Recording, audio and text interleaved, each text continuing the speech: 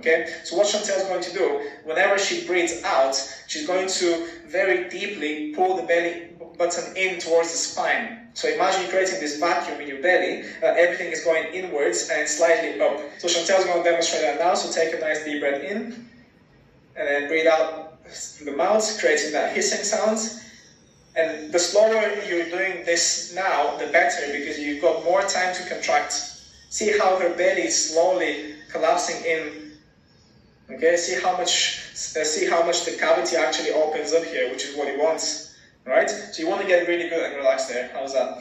It's really difficult. It's pretty difficult, and it's something that you can expect. So not everyone will be able to pull their belly button in too far initially, so keep that in mind. Sometimes you might just kind of go halfway there. Chantel was pretty good there, but you need to get to a point where you can really pull that belly button in, you know, and you want to match that with the breath out. And that's why the hissing sound is so important, because the longer the breath out, the more contraction happens here, okay?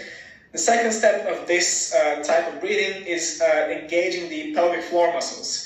Now, if you've not heard of the pelvic floor muscles, there is a lecture into the most common reasons for back pain in this course, so go to the core stability or the core anatomy section and just have a look at the core muscles there. But the pelvic floor is essentially a group of muscles located on the bottom of the pelvis that essentially are used to compress from the bottom, okay? So the easiest clue I can give you here is that whenever you need to go to the toilet and you want to stop yourself from peeing, and then the action that happens then when you're trying to kind of stop yourself from, creating that movement is the pelvic floor being contracted. So obviously Chantel knows what I'm talking about. So what I want you to do now, whenever you breathe out, you're going to pull the belly in and you're going to contract the pelvic floor at the same time with the hissing sound that you're making when you breathe out. That's it. So this requires a lot of concentration because you're thinking about so much stuff, you're breathing, your belly button, your pelvic floor, but what you're going to feel is like this line that's essentially traveling and it's kind of cutting the body in half here, and that's the connection between the pelvic floor and the TVA, which is the deep transverse abdominis muscle, which we're contracting with the belly button.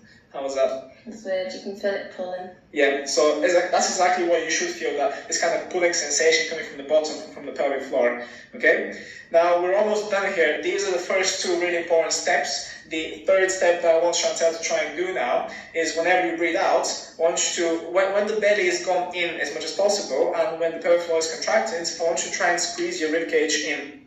Okay, so I want everything to essentially come together here. Alright, so let's try that now. Deep breath in. That's it. And then slowly breathe out. Good. Belly button in. Pelvic floor. And try and squeeze the ribcage. There we go. So you can see how everything is coming together and you're creating this core set around the spine that's essentially going to stabilize and it's going to help you, decompress the spine, engage the core and relax. How does that feel?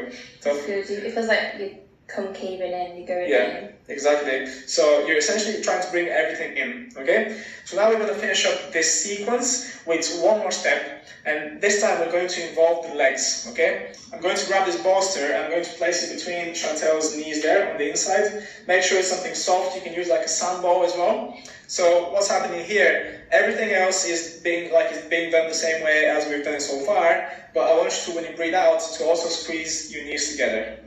Okay, so you got four things to think about here when it comes to your entire body. So we're essentially making this core exercise into a full body exercise. But that's how you should look at the body. Everything starts with the core. If we can try and engage the different segments of the body into this exercise, then we are kind of hitting a lot more muscle, and there's a lot more happening in the body. So let's just try that from the beginning. Nice deep breath in.